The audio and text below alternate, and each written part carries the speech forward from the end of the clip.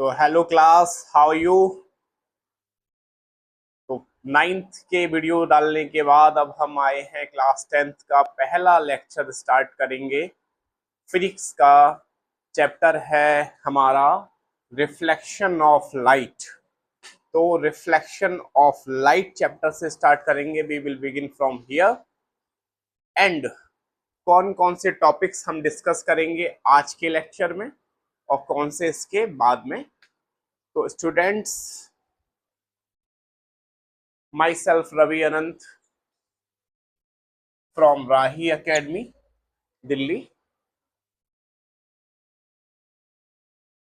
हम आपके लिए फ्री क्लासेस यूट्यूब पे जो 2026-27 का जो करिकुलम है उसके हिसाब से लेके आए हैं और आपको कंप्लीट सिलेबस कराएंगे। आपका 9th 10th 11th 12th NEET JEE foundation olympiad, हमारे यहाँ अदर क्लासेस भी हो रही हैं, उनको भी हम लोग कोशिश करेंगे कि आपको फ्री में अवेलेबल करवाई जाए। लाइक सैनिक स्कूल, नवोदय स्कूल, उनकी क्लासेस, कॉम्पिटिटिव एग्जाम्स की, सीयूईटी की क्लासेस। तो वो सारी जितना हमसे हो पाएगा हम आपकी हेल्प करने की कोशिश करेंगे। इसके लिए आपको ये रेगुलर वीडियोस मिलते रहें। आप राही एकेडमी के इस यूट्यूब चैनल को सब्सक्राइब करें, अपने दोस्तों तक पहुंचाएं, शेयर करें ताकि हमारा मोटिवेशन और हाई हो और हम आप तक अपनी बातों को पहुंचा पाएं, आपकी मदद कर पाएं।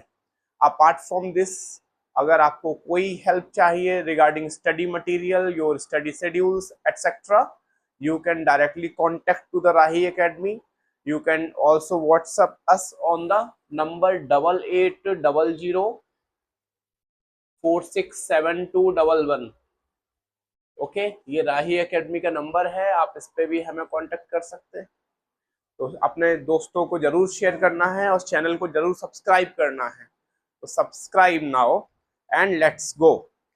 स्टार्ट करते हैं हम आपका रिफ्लेक्शन। जो आज की क्लास में हम लोग कितना कवर करेंगे, we will cover introduction of light की लाइट क्या होती है। हम कवर करेंगे रिफ्लेक्शन क्या होता है, व्हाट इज रिफ्लेक्शन। रिफ्लेक्शन के टाइप्स देखेंगे, इसमें regular reflection, irregular reflection, laws of reflection क्या होते हैं और terms related to the reflection को देखेंगे।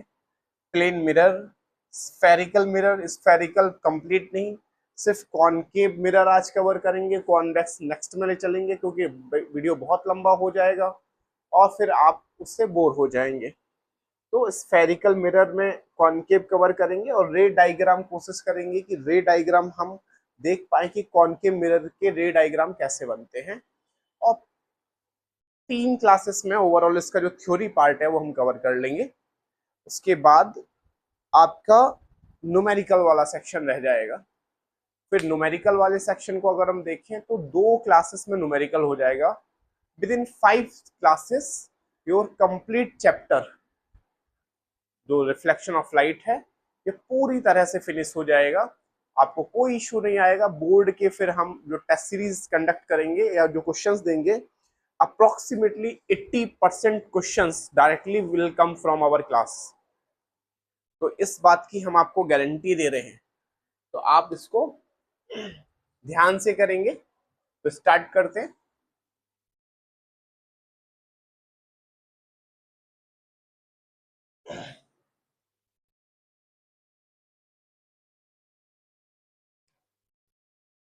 तो बच्चों, सबसे पहले तो थोड़ा बहुत हल्का हल्का कुछ चीजें लिखा भी देते हैं कि लाइट क्या होती है और लाइट की आवश्यकता क्या है।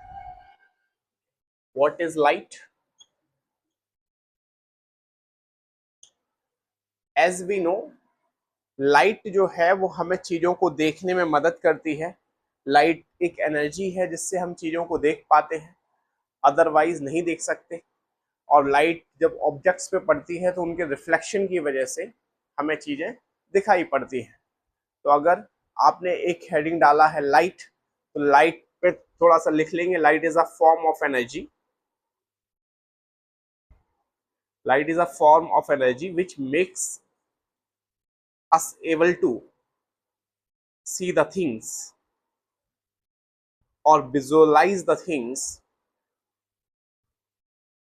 visualize the things.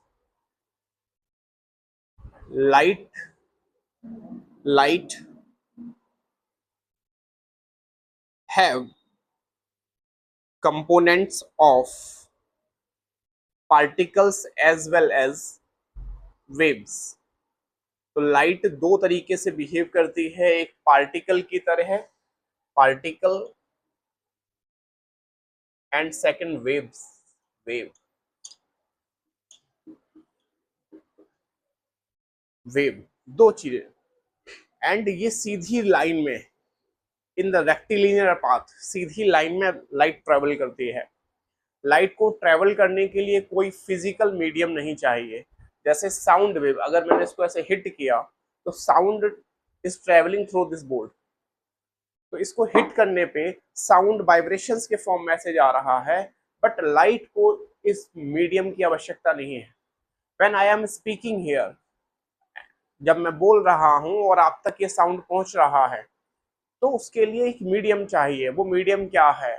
वो एयर जो हमारे सराउंडिंग में है वो मीडियम बनती है। अगर आप वैक्यूम में जाओ, सपोज ऐसी जगह जाओ जहां एटमॉस्फेयर नहीं है, और फिर आप बोलने की कोशिश करो, आपका जो फ्रेंड है वो पास नियर बाई खड़ा हुआ है, तो आपके दोस्त को आपकी बातें सुनाई नहीं देंगी, क्योंकि जो साउंड वेव है वो मॉलिक्यूल जो हमारे आसपास सराउंडिंग में है उनमें वाइब्रेशंस क्रिएट करके आपके कान तक पहुंचाते हैं। वो पर्टिकुलर वाइब्रेशंस की वजह से आपको सुनाई देता है। तो साउंड वेव को फिजिकल मीडियम चाहिए, यानी सॉलिड, लिक्विड, गैस, इनमें से कुछ चीजें चाहिए। लेकिन लाइट को ऐसा कोई फिजिकल मीडियम नहीं चाहिए। लाइट बिना फिजिकल मीडियम के ट्रेवल कर सकती है इन द स्ट्रेट लाइन। तो लिखेंगे light can propagate, light can propagate, light can propagate in the rectilinear path, rectilinear path without any physical medium, without any physical medium। तो बिना किसी फिजिकल मीडियम के लाइट जो है वो प्रोपगेट कर सकती है। ठीक है, एंड फुल स्टॉप लगा के लिख देंगे the velocity of light is 3 into 10 to the power 8 meter per second, 3 into 10 to the power 8 meter per second। See why I consciously choose the velocity, because you know light जो है वो सन से, अगर आप देखोगे सूरज से, तो लाइट की रेज निकलती हैं। और आपने पढ़ा हुआ होगा बचपन में ज्योमेट्री में कि रे जो है वो वन डायमेंशनल है, उसका एक एंड पॉइंट होता है और एक पर्टिकुलर डायरेक्शन में इन्फिनिटी तक प्रोपगेट करती है। तो लाइट वन डायमेंशनल होती है, एक पर्टिकुलर लाइन में इन्फिनिटी तक जाएगी, जबकि जो रेज होती हैं they are two dimensional, they can travel in the both directions till infinity. तो लाइट, अगर आप रेज को देखोगे तो रेज के लिए particular direction is very much important. लेकिन अगर आप लाइन में देखोगे तो लाइन में एक पर्टिकुलर डायरेक्शन की कोई आवश्यकता नहीं है, वो दोनों में चल सकती है। जैसे रेलवे लाइन जो है, रेल इधर भी जा सकती है, इधर भी जा सकती है। लेकिन अगर आपने एक टॉर्च से रोशनी जलाई, जैसे आपने एक टॉर्च को ऑन किया, इस टॉर्च से निकलने वाली लाइट की बीम जो है वो इधर ही जाएगी, पीछे ऐसे नहीं चली जाएगी, वो एक ही डायरेक्शन में जाएगी। तो रेज एक पर्टिकुलर डायरेक्शन में जाती हैं। तो जब डायरेक्शन फिक्स होती है, यानी डायरेक्शन फिक्स है, तो ऐसी क्वांटिटीज, ऐसी फिजिकल क्वांटिटीज जिनमें मैग्नीट्यूड के साथ डायरेक्शन फिक्स होती है, they are vector quantities. So the vector form of speed is velocity. तो vector form of the speed is velocity, इसलिए मैंने यहाँ पे बोला the velocity of light is 3 into 10 to the power 8 metre per second. तो light का एक हमने हल्का सा इंट्रो किया, जितने की आपको रिक्वायरमेंट है। इसके बाद अब हम आगे बढ़ते हैं। देखो, अब देखना है कि रिफ्लेक्शन क्या होता है। What is reflection? तो रिफ्लेक्शन ऑफ लाइट, हेडिंग डाल देंगे रिफ्लेक्शन ऑफ लाइट। ये रिफ्लेक्शन क्या होता है? Reflection means bouncing back of the light रे। जैसे कोई लाइट की कोई रे आई, सपोज एक रे आ रही है ऐसे किसी सतह की तरफ towards any surface, if this surface is smooth, अगर ये सरफेस थोड़ी सी स्मूथ है, चिकनी है, तो ऐसे में ये इससे टकराएगी और टकरा के एक पर्टिकुलर डायरेक्शन में ऐसे वापस चली जाएगी। तो लाइट जैसे आई इंसिडेंस पे और ये वापस चली गई रिफ्लेक्टेड रे, आएगी और आके वापस जाना, ये बाउंसिंग बैक जैसे आई और आके वापस चली गई, इसी को हम लोग रिफ्लेक्शन बोलते हैं। तो रिफ्लेक्शन क्या है? Reflection when a light falls on a highly polished surface. Polished का मतलब क्या है? स्मूथ सरफेस, कोई बहुत चिकनी सरफेस है ना, लाइक अ मिरर, एक जैसे मिरर हो सकता है, ठीक है, और इस पे टकराने के बाद वो light is sent back into the same medium, जिस मीडियम से आई थी उसी मीडियम में वापस चली गई, तो ये आपका आपका रिफ्लेक्शन है। तो रिफ्लेक्शन का मतलब क्या है? एक ऐसा प्रोसेस जिसमें एक लाइट की रे जो आती है और आने के बाद आफ्टर कोलिजन स्मूथ सरफेस से टकराने के बाद वापस अपने मीडियम में चली जाती है, दैट इज द रिफ्लेक्शन। तो लिख लेंगे, ये डेफिनेशन लिख लेंगे, when light falls on a highly polished surface, when light falls on a highly polished surface like a mirror, like a mirror, most of the light is sent back into the same medium, into the same medium. This process is called reflection of light. This process is called reflection of light. तो ये process reflection of light है। अब इसके लिए आपको एक figure बनाना है, एक हेडिंग डालेंगे लॉज ऑफ रिफ्लेक्शन,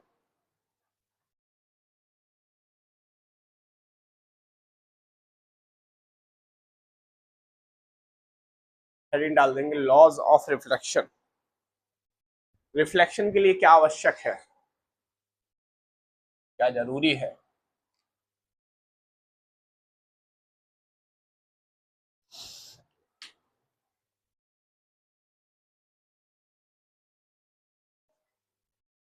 तो हेडिंग क्या था हमारा? Laws of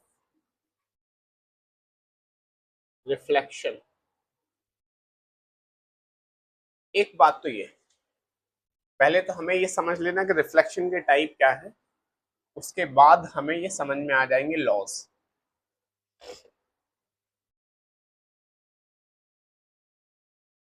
regular reflection and irregular reflection.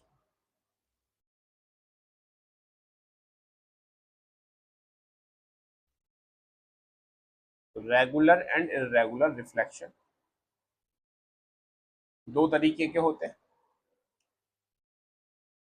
ये what is the regular reflection? Regular reflection का मतलब ये होता है कि जब कोई लाइट की रे किसी हाईली पॉलिश्ड और स्मूथ सरफेस से टकराती है, तो टकराने के बाद जैसे आई वैसे वापस चली गई, आई और वापस चली गई, ये रेगुलर रिफ्लेक्शन है। जैसे यहां इसका फिगर बना हुआ है, इसमें होगा क्या, जिस पॉइंट पे आप देखेंगे, जिस पॉइंट पे आपकी इंसिडेंट रे आके टकराई, उसी पॉइंट से वापस जा रही है आपकी रिफ्लेक्टेड रे, और यहां पर ही आपका होगा नॉर्मल, यानी इन दोनों को बीच में कंप्लीटली ऐसे बीच में से डिवाइड करने वाली एक लाइन, जिसको हम लोग नॉर्मल बोलते हैं। तो क्या बोलते हैं? नॉर्मल। और नॉर्मल क्या करेगा, इन दोनों के टिल्ट होने के एंगल को डिवाइड करेगा। जैसे नॉर्मल के साथ इंसिडेंस रे का जो एंगल है उसे हम इंसिडेंस एंगल बोलते हैं। नॉर्मल के साथ जो रिफ्लेक्टेड रे का जो एंगल है, इसको हम लोग एंगल ऑफ रिफ्लेक्शन बोलते हैं, एंगल ऑफ रिफ्लेक्शन बोलते हैं। तो एंगल आई और एंगल आर ऐसे अगर आप देखोगे, तो ये आपका रेगुलर रिफ्लेक्शन है जिसमें आपका जितना रे आया उतना ही वापस चला गया, ऑलमोस्ट सेम जितना इंसिडेंट रे आया उतना ही रिफ्लेक्टेड रे बाहर गया उसी मीडियम। ये आपका रेगुलर रिफ्लेक्शन, ये हाईली पॉलिश्ड सरफेस पे ही पॉसिबल है, लाइक मिरर। ये नॉर्मल जगह पॉसिबल नहीं है। जैसे अगर आप देखेंगे हमारे ये सराउंडिंग में अगर ये वॉल है तो इस पे वो पॉसिबल नहीं है, बिकॉज दिस वॉल इज ना रफ, थोड़ी सी रफ है, खुरदुरी है। ऐसे अगर कोई वुडन गेट है, वुडन गेट भी आपका जो है ना वो रफ है, तो रफ सरफेस पे रेगुलर रिफ्लेक्शन पॉसिबल नहीं है। एक बात और, कोई एक रे थोड़ी नहीं आती है, मल्टीपल जो लाइट जो ट्रेवल कर रही है, लाइट तो एक बीम के फॉर्म में ट्रेवल कर रही है। लाइट रे जो आ रही है वो तो बीम के फॉर्म में आ रही है।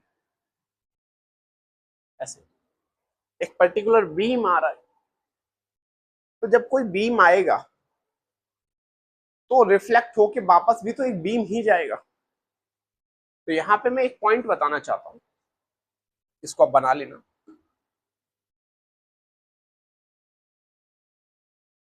पॉइंट ये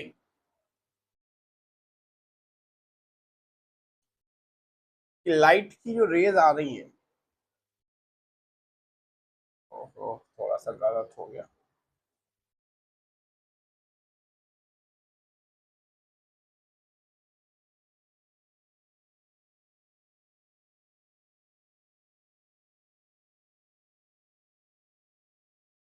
ये देखो सी,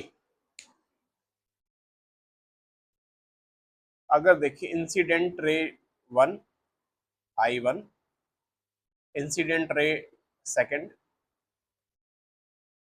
I3, ऐसे तीन अगर हमने इंसिडेंट रे ले ली है, ये सब वापस लौट के जाएंगी। ये पहली वाली है रिफ्लेक्टेड वन, पहली वाली वापस लौटी, ये दूसरी वाली वापस लौटी रिफ्लेक्टेड,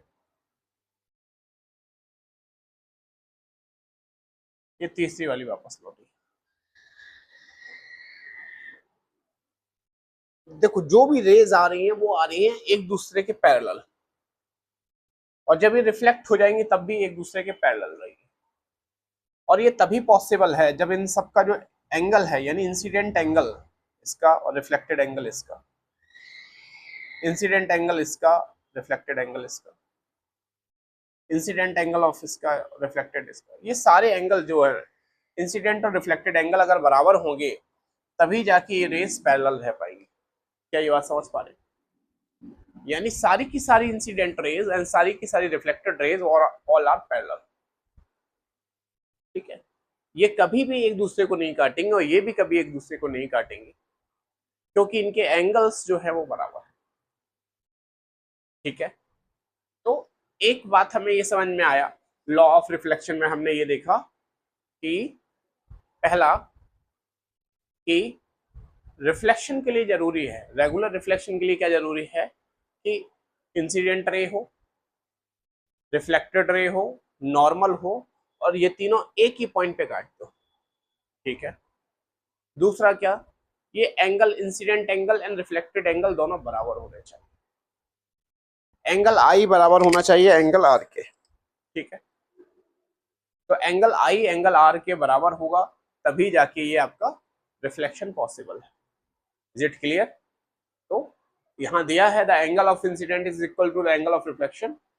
ठीक है, the incidence ray, the incidence ray that reflected ray, the incident ray, comma reflected ray and the normal to the mirror at the point of incidence all lie at the same plane। इसका मतलब ये है कि incident ray, reflected ray and normal तीनों एक ही point पे collide करेंगे। जैसे आप देखेंगे इंसिडेंट रे है, रिफ्लेक्टेड रे है और नॉर्मल है, तीनों ये एक ही पॉइंट पे मीट कर रहे हैं, ये वाले पॉइंट पे ही तीनों मीट कर रहे हैं एक पॉइंट पे, इस बात को ये दर्शा रहा है। ठीक है, तो लॉज ऑफ रिफ्लेक्शन आपने कर लिए, इसको कॉपी कर लेंगे, फिगर बना लेंगे। और यहाँ पे हम एक बात और देख लेते हैं,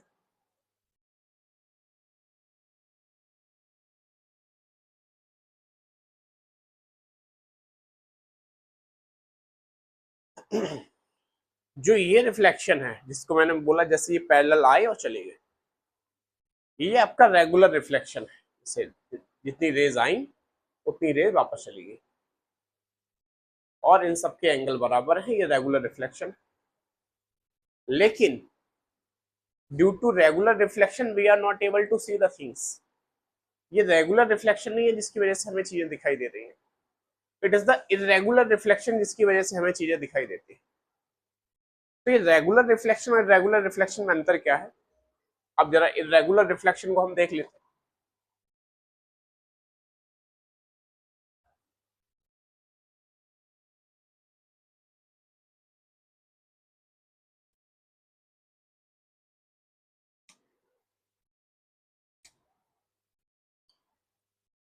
जब लाइट की रेज आ रही है और आके सतह से टकरा के थोड़ा सा सरफेस पे ऐसे बिखर जा रही, आई, बिखर गई, आई, कोई ऐसे, now their angle are different, इनके एंगल सेम नहीं है, कोई बिहेव, किसी का एंगल ज्यादा है किसी का कम है, यानी रेज आई खुरदरी सतह पे जब टकराएंगी तो उसी पे बिखर जाएंगी, उसी सरफेस पे बिखर जाती है। आप देख पा रहे हो यहाँ पे जो जो वॉल है हमें विजिबल क्यों है? क्योंकि लाइट की रे आ रही है और इस पे आके बिखर जा रही है। अगर ये बहुत ज्यादा स्मूथ हो जाए लाइक मिरर और इस पे अगर आप लाइट की रेस डालो एक टॉर्च से तो वो पूरी बाउंस बैक करेंगे। एक मिरर पे आपने लाइट की रे डाली और वो बाउंस बैक करके आपकी आंखों में बहुत एक तेज चमक उत्पन्न कर रही है।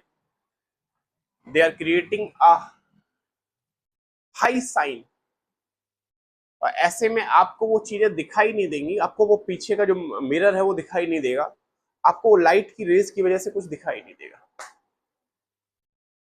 तो रेगुलर रिफ्लेक्शन में क्या होता है कि पूरा बाउंसिंग बैक ऑफ लाइट होता है तो उसके लिए हमें चीजें दिखाई नहीं देती, बल्कि हमारी आंखों में इरिटेशन होता है।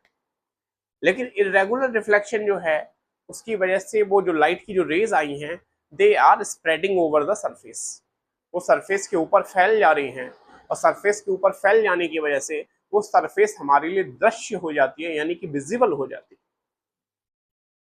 So you can see here the irregular reflection is the cause behind the visibility.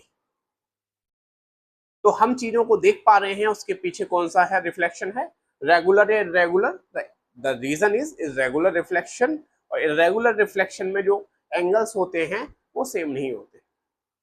क्या ये बातें क्लियर हुई?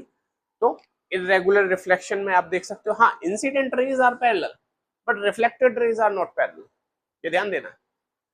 जबकि रेगुलर में क्या था, incident and reflected both are parallel, दोनों एक दूसरे, ये भी पैरेलल है, ये सारी ब्लू वाली भी पैरेलल है, ये ग्रीन वाली भी पैरेलल। यहाँ ग्रीन आने वाली तो पैरेलल होंगी बट वापस जाने वाली पैरेलल नहीं होंगी। ठीक है, तो यहाँ पे तो आप आपको रिफ्लेक्शन के बेसिक लॉज क्या होते हैं ये आपको पता चल गया है।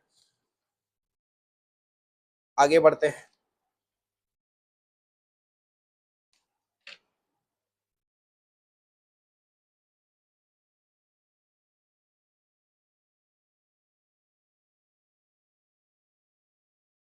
अब हमें फॉर्मेशन ऑफ इमेज देखना है।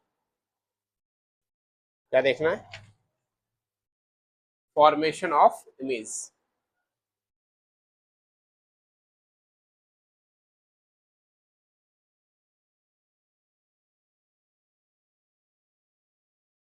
अब ये फॉर्मेशन ऑफ इमेज कैसे हो पॉसिबल हो पाएगा?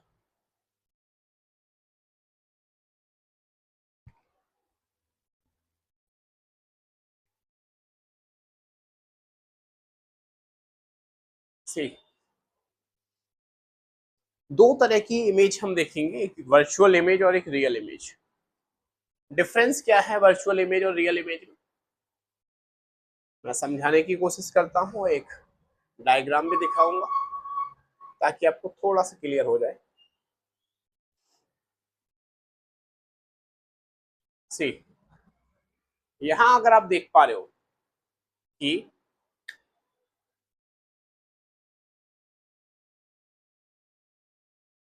सपोज ये आपका एक मिरर मान लेते हैं, स्मूथ सरफेस है,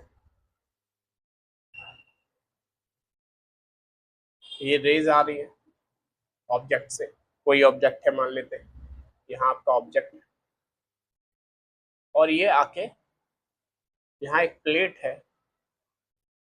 इस पे आके सारी कन्वर्ज करिए, सारी एक जगह एक पॉइंट पे आके इकट्ठी हो गई। यहाँ से आप देख रहे हो, यहाँ से आप देख रहे हो आई, तो जो यहाँ से देख रहा है उसे जो रेज आई आके वापस आके एक पॉइंट पे इकट्ठी हो गई, तो ये वास्तव में रेज आई और आके एक पॉइंट पे आके उन्होंने इकट्ठी हो गई, कन्वर्ज हो गई। तो ये जो इमेज है ये रियल इमेज है।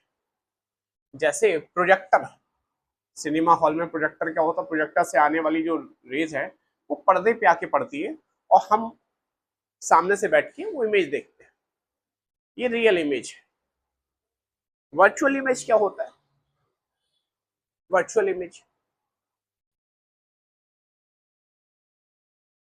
वर्चुअल इमेज कुछ इस तरह से,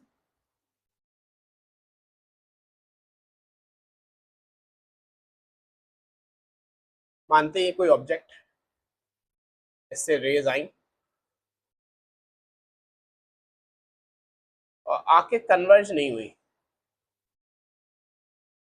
ऐसे यहां से आप देख रहे हो ये आपकी आई है, और ऐसा फील हो रहा है कि इस प्लेट या इस मिरर के पीछे किसी पॉइंट पे इमेज बन रहा है, ऐसा फील हो रहा है।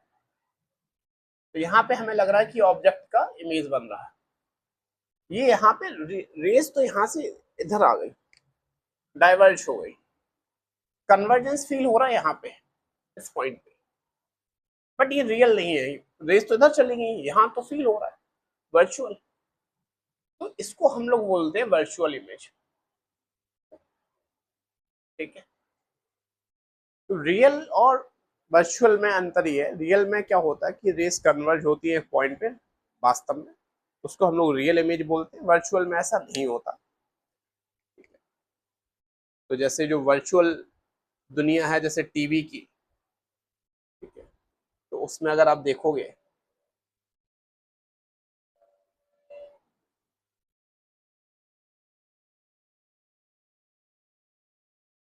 ठीक है, तो उसको हम लोग वर्चुअल इमेज बोलते हैं। जैसे ये पर्सन यहाँ से देख रहा है, लग रहा है कि ये इसका इमेज इधर बन रहा है पीछे, ये वर्चुअल है। अगर सामने ही बन जाता तो रियल, ठीक है।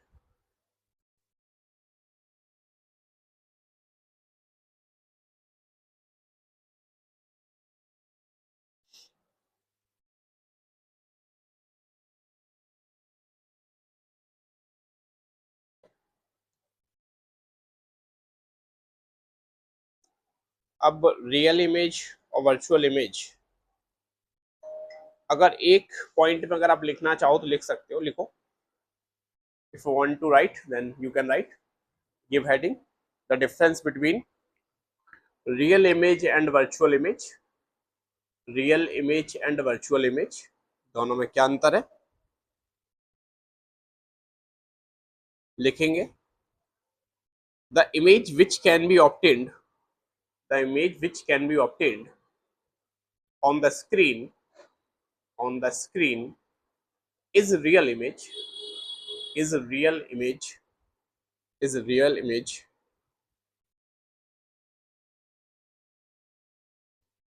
comma the image which cannot be obtained, the image which cannot be obtained on a screen, on a screen is virtual image,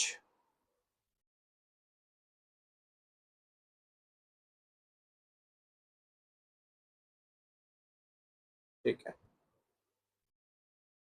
full stop लिखेंगे। a virtual image can be, a virtual image can be seen only by looking into, by looking into a mirror or lens। जैसे आप plane mirror के सामने खड़े हो, आपको लग रहा है कि आपकी तस्वीर जो है वो मिरर के अंदर बन रही है, आप अंदर नहीं हो। अगर है ना तस्वीर बनती तो रेज गई आपसे मिरर की तरफ, बाहर आके कन्वर्ज करती तो रियल होता। बट ये अंदर ऐसा फील हो रहा है कि तस्वीर है, ये वर्चुअल है। ठीक है, तो रियल और वर्चुअल में ये अंतर हमें समझ में आ रहा है। अब हम स्फेरिकल मिरर पे आएंगे, तो हेडिंग डालेंगे spherical mirror. Spherical mirror,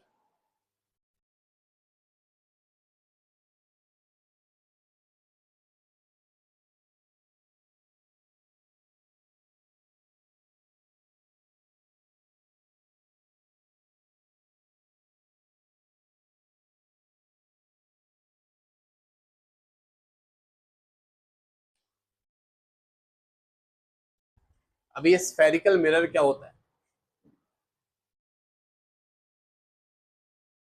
spherical mirror क्या होता है, तो हेडिंग डाल देंगे स्फेरिकल मिरर। स्फेरिकल मिरर, देखो स्फीयर जानते हैं, एक ऐसा 3D गोला, एक ऐसा फुटबॉल टाइप का एक गोला है। इस गोले को अगर हम काटें, जैसे एक गोला है, इसको अगर हम काटें, तो अगर काटेंगे तो यहां से ऐसे काटेंगे, ऐसे इसको काटें, तो इसकी दो सरफेस निकलेंगी, एक बाहर उभरी हुई और एक अंदर धसी हुई। ठीक है, और ये बहुत स्मूथ है, पॉलिश्ड है, तो आप देखोगे इससे रिफ्लेक्शन भी हो सकता है फ्रॉम द बोथ साइड, इस तरफ से भी और उस तरफ से भी। तो एक ऐसा स्फीयर जो स्मूथ है और जिसके दो साइड हैं, एक बाहर निकला हुआ, एक अंदर धसा हुआ, अंदर वाला इधर कॉनकेव, इधर वाला कॉन्वेक्स, तो इससे हम बनाते हैं, एक स्फीयर से ही बनता है हमारा स्फेरिकल मिरर, स्फीयर के ही पार्ट होते हैं। अब कुछ इंपॉर्टेंट टर्म्स जो हमें पता होने चाहिए, अगर कोई ये स्फीयर है तो स्फीयर का सेंटर भी होगा, कहीं तो होगा, और देख लेते हैं यहाँ पे, अगर मान लो इतना हमने पार्ट काट के बाहर निकाला तो इतना ही मिरर है, और इस मिरर का भी एक मिड पॉइंट होगा। ठीक है, इस मिरर का जो जितना एरिया जहां से रिफ्लेक्शन पॉसिबल है, एक एरिया वो होगा। ठीक है, जो मिड पॉइंट है उसे ही हम पोल कहते हैं, जो ये बाहर का इसका जो एरिया है इसको हम अपार्चर कहते हैं। इनको सबको मैं लिखा देता हूँ, नोट डाउन करा देता हूँ।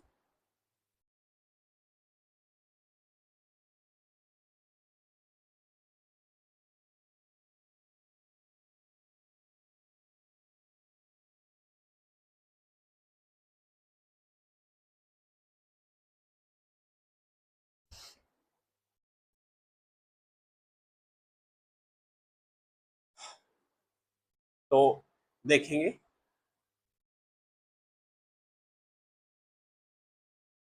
ये हमारे पास हॉलो स्फीयर है ऑफ ग्लास, दो कांच के हॉलो स्फीयर है, इनमें से हमने ऐसे काटा, तो एक में बाहर की तरफ मिरर बनाया, एक में अंदर की तरफ मिरर बनाया। ठीक, अब देखेंगे, अब हम इनसे कैसे मिरर बनते हैं उनको जरा समझ लेते हैं।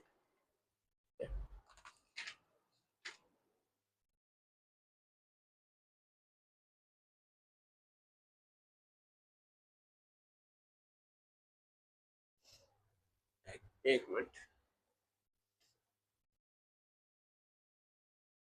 जैसे मान लेते हैं ये स्फीयर आपका है, स्फीयर को हमने यहां से काटा, काट के इसको ऐसे अलग कर दिया, इस पार्ट को हटा दिया, अब हमारे पास इतना पार्ट बचा है,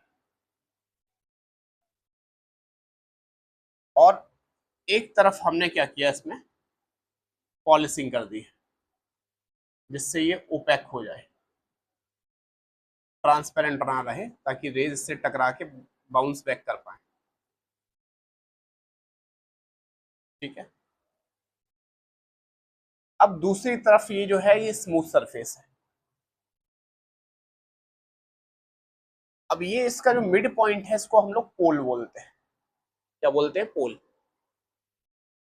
जो इसकी ये सीमा है, this corner and this last corner, the edge is from this edge to that edge, एक किनारे से दूसरे किनारे, ये पूरा ये, इसको हम लोग अपार्चर बोलते हैं। क्या बोलते हैं? अपार्चर बोलते हैं। मिड पॉइंट को पोल बोलते हैं। और आपको पता है कि जो ये किसका पार्ट था, एक स्फीयर का पार्ट था। अगर इसको अब मैं दोबारा से ड्रॉ करूं तो ये फिर से स्फीयर, इस स्फीयर का एक जगह सेंटर होगा, तो इस स्फीयर का सेंटर ही इस मिरर का सेंटर कहलाएगा। और इस सेंटर से पोल तक की जो दूरी है उसको ही हम लोग रेडियस बोलते हैं। और रेडियस का अगर हम आधा कर दें तो इसको हम लोग फोकस बोलते हैं। पोल, फोकस, सेंटर ऑफ कर्वेचर। ठीक है, और फिर ऐसे अगर हम बहुत डिस्टेंट पे चले जाएं तो आ जाएगा आपका इन्फिनिटी। क्या आ जाएगा? इन्फिनिटी। तो ऐसे ही अगर आप देखेंगे तो ये कॉनकेव में हो गया, दूसरा इसका उल्टा कॉन्वेक्स में हो जाएगा। आज हम कॉनकेव की बात कर रहे हैं। ठीक है, तो आप ऐसे इसको बना लेंगे और कुछ पॉइंट्स हम लिख लेते हैं।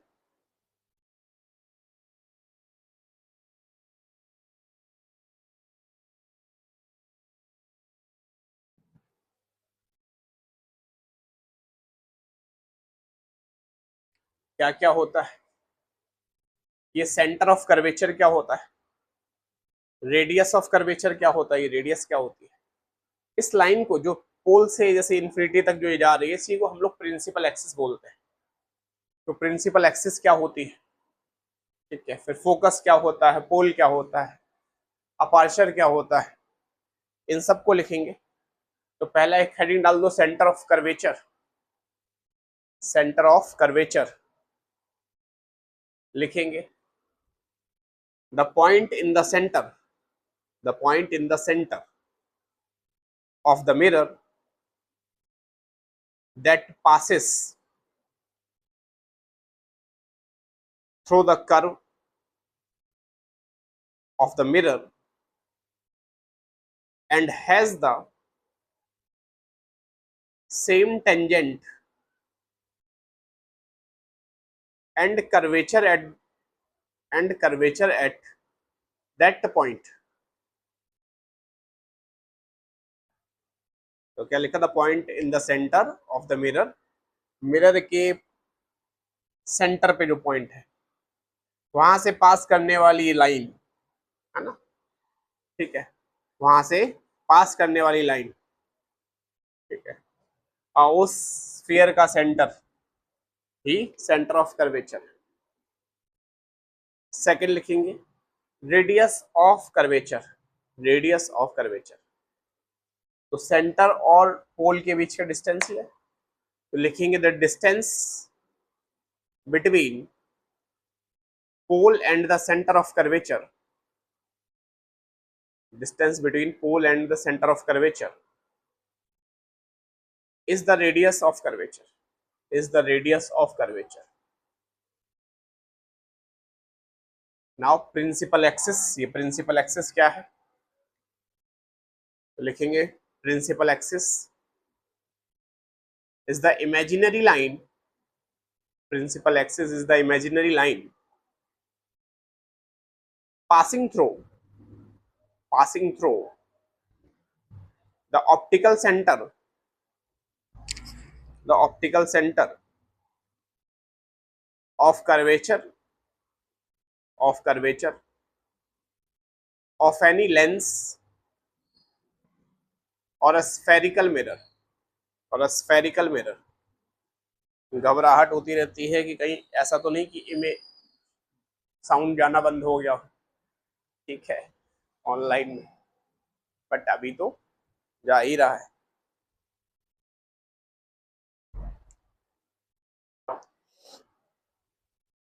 ठीक है, तो प्रिंसिपल एक्सिस तक आपने लिख लिया।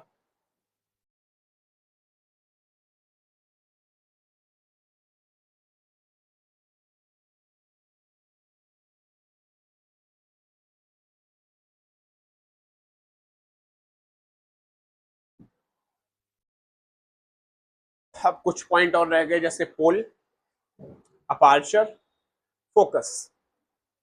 तो हेडिंग डाल देंगे पोल।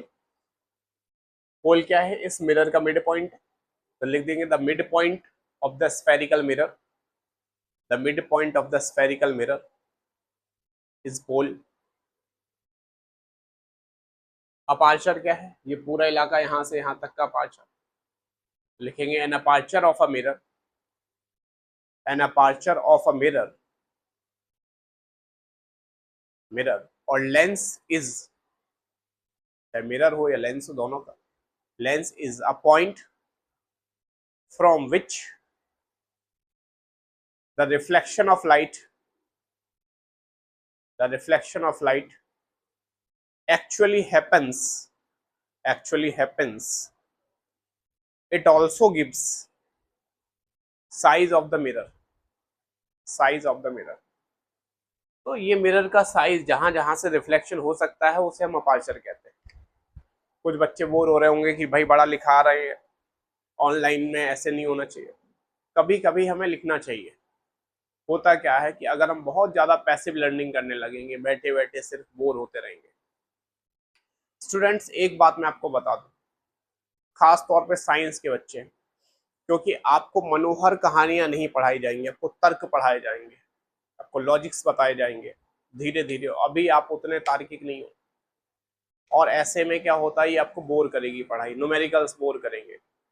तो ऐसे में आपको क्या करना कि बार बार चीजों को पढ़ना है, और जिनको पढ़ रहे हो उनको लिखते भी चलना है। हो सकता है अगर आप बोर हो रहे हो न्यूमेरिकल्स करते हो, आप गाने सुनो, और गाने सुनते सुनते आप न्यूमेरिकल सॉल्व करो। ठीक है, तो ब्रेन को ऐसे ट्रेन करना, तो आपका हाथ भी बराबर चलते रहना चाहिए। देखो, जिन चीजों को हम देखते हैं, कई सारे जब आप किताब पढ़ते होगे तो आप नोटिस करोगे कि आप पूरा वर्ड नहीं पढ़ते। आपके सामने पढ़ा हो, आपने कुछ प्रोनाउंस कर दिया, हो सकता है उसमें कुछ गलत लिखा हो, बट हमारा जो ब्रेन है वो ऐसे ही फंक्शन करता है। तो अगर हम बार बार लिखेंगे तो हमारे जो सेंसेस हैं, आंख है, ठीक है, ब्रेन है, ब्रेन काम कर रहा है, हाथ भी ऐसे काम करेगा, ये ऐसे ऑटोमेटिकली सही चीज को फंक्शनिंग करेंगे। तो जितना ज्यादा आप हाथ चलाओगे, जितना ज्यादा आप चीजों को पढ़ोगे बार बार, बोर होने के बावजूद भी वो आपके लिए अच्छी हो जाएंगी। तो अगर लिमिटेड सिलेबस है, उसको अगर बार बार आप करोगे, क्योंकि यहाँ पे आप है ना, जैसे ऐसा मत करना कि आपको लगे कि जस्ट हम सिनेमा हॉल में बैठे सुन के चले गए। सुन के चले जाओगे, एग्जाम हॉल में आप लिख नहीं पाओगे। हो सकता है आपको चीजें याद हो, आप उनमें है ना लिखने में मिस्टेक्स करो, आपको स्पेलिंग्स नहीं आते। तो इसलिए है ना, हमें प्रैक्टिस करनी है, एफर्ट्स डालने हैं। और स्टूडेंट्स के लिए बहुत जरूरी है मेहनत करना। ठीक है, सिर्फ पैसिव लर्निंग से काम नहीं चलता। पैसिव लर्निंग तो उनके लिए है जो इनको एग्जाम नहीं देना, वो आराम से सुन सकते हैं, एंटरटेन कर सकते हैं चीजों को, है ना। तो आप लोग एफर्ट डालें, आपके लिए ऐस यही जरूरी है। प्रिंसिपल फोकस, प्रिंसिपल फोकस क्या है? प्रिंसिपल फोकस यानी कि जो रेडियस का आधा। तो लिखेंगे principal focus can also be called, can also be called focal point, focal point. It's on the axis of a mirror, axis of a mirror और lens where in rays of light parallel to the, parallel to the axis converge, axis converge or appear to converge after the reflection।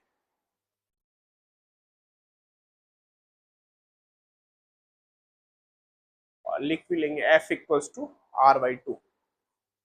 ठीक है, तो आज हम class को यहीं समाप्त करते हैं। अगली क्लास में हम लोग इससे आगे बढ़ेंगे, समझेंगे कि कैसे रेज फॉर्म होती है, इमेज फॉर्मेशन वगैरह नेक्स्ट क्लास में देखेंगे। Thank you.